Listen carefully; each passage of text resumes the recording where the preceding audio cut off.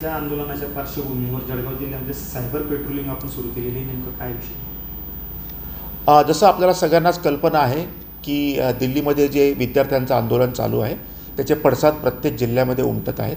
तर या अनुषंगानं कायदा व सुव्यवस्था अबाधित राहावी, विद्यार्थ्यांकडून देखील अजाणतेपणे एखादी घटना घडू नये, एखादं काहीतरी कृत्य घडू नये म्हणून आपण सायबर पेट्रोलिंग आपण मोठ्या प्रमाणात चालू केलेली आहे की जेणेकरून आपल्याला विविध हालचाली कळतील, आपण विविध वेळीच त्याचा प्रतिबंध करू शकू.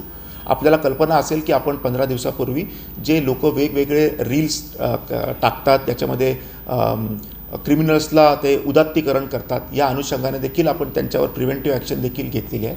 त्याच्यामुळे सायबर पेट्रोलिंग आपण करीत आहोत. काय आव्हान करणार आहे लोकांना सोशल मीडियावर?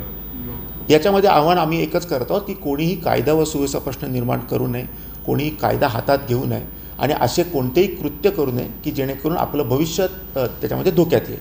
किती लोकांची टीम काम करते सर? आता 10 लोक जे आहेत ते आमच्या सायबर पेट्रोलिंग करत आहेत. त्याच्यामध्ये PI ठाकूर जे आहेत ते त्या प्रकरणाला लीड करत आहेत.